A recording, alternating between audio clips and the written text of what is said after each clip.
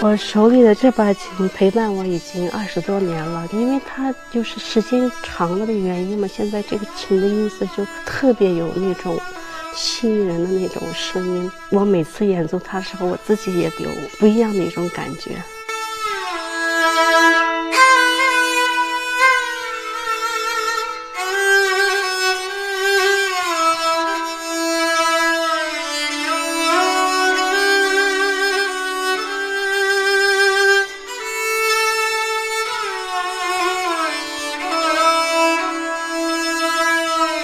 大家好，我是新疆艺术剧院民族乐团的萨塔尔艾杰克演奏员米赫日古里阿布利兹。我手里拿的是我们的新疆维吾尔族弓弦乐器萨塔尔。萨塔尔的外形有点相似我们的坦布乐坦布尔。萨塔尔分高音萨塔尔、中音萨塔尔还有低音萨塔尔。现在我们在乐团就是主要用的是这个中音萨塔尔，就是我手里这个。然后萨塔尔有13根弦，演奏的是主要是这个主弦，就1根弦。这个中音萨塔尔的主弦是 re， 就是低弦，其他的共鸣弦是按照每个我们要演奏的曲子的调性来听就可以了。然后我们用的弓子就是小提琴的弓子，现在普遍就是这个弓子，或者我们也可以用中胡的弓子。萨塔尔的外观很华丽，它这个装饰都用的是牛角做的，它这个马子是有点像月亮的那种圆形。萨塔尔的琴的外部分都是用桑木来制作的，它的这个面板现在用的都是桐木，以前呢我们用的也是桑木来制作。原来的琴它这个两边有2个音孔，因为就是桑木那个声音比较弱，所以有那个音孔的话，它的声音就比较明亮。现在呢，我们这个桐木比桑木的音量还发挥的特别好，所以现在就是面板用的都是桐木。有些朋友就是问我这样的一个问题：这个琴为什么那么长？这个是有什么作用的？因为这个琴的最上面这些音区和这下面的音区还是有区别的。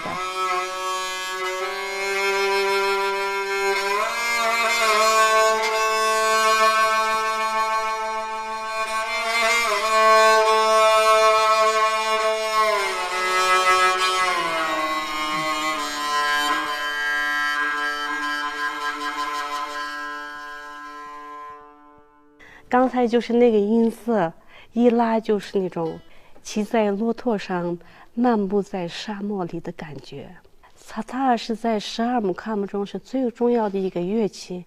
因为呢它的音色跟人声是特别接近的，所以在唱木卡姆的序曲的时候，我们就用萨塔尔来伴奏，特别好听。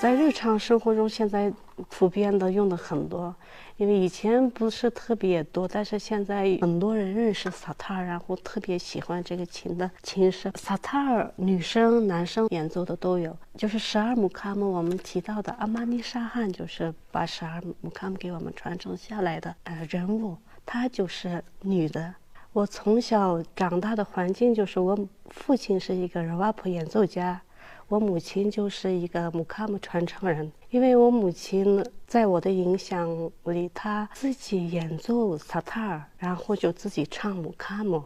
所以这些都是特别影响我，我就特别想学这个琴。后面我就上了新疆艺术学院，当年就是新疆艺术学院的教授阿卜杜凯勒姆乌斯曼老师给我教这个萨塔尔这个专业。从那开始，我就到现在已经好多年了。我手里的这把琴陪伴我已经20多年了，因为它就是时间长了的原因嘛，现在这个琴的音色就特别有那种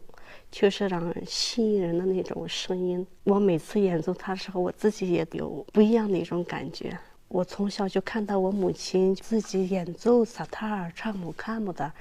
跟她学了一点就是萨塔尔的演奏的一些东西，卡姆的太子简奏曲呀什么的。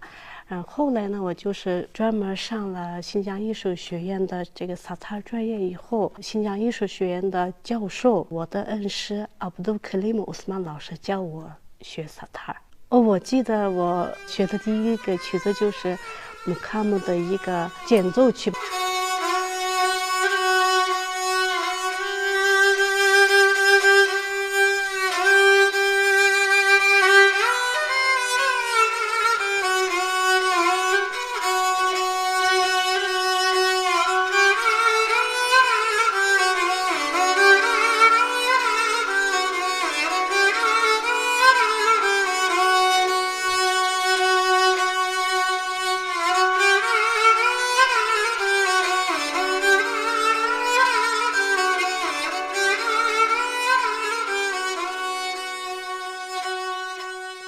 萨塔尔以前就是在传统的12姆卡姆里面是比较多演奏的一个乐器，但是现在很多作曲家用萨塔尔来写好多独奏、合奏、交响乐里面也用萨塔尔。比如上海音乐学院的李波禅老师为萨塔尔和二胡写了一个重奏《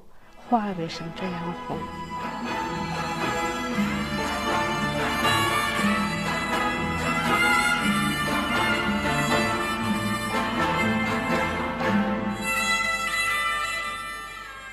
现在越来越多人喜欢萨塔尔的声音，所以现代的作曲家也写了好多曲子。我给大家演奏一首为萨塔尔写的一个曲子。这个曲子描述的是一群驼队在沙漠里穿行的画面。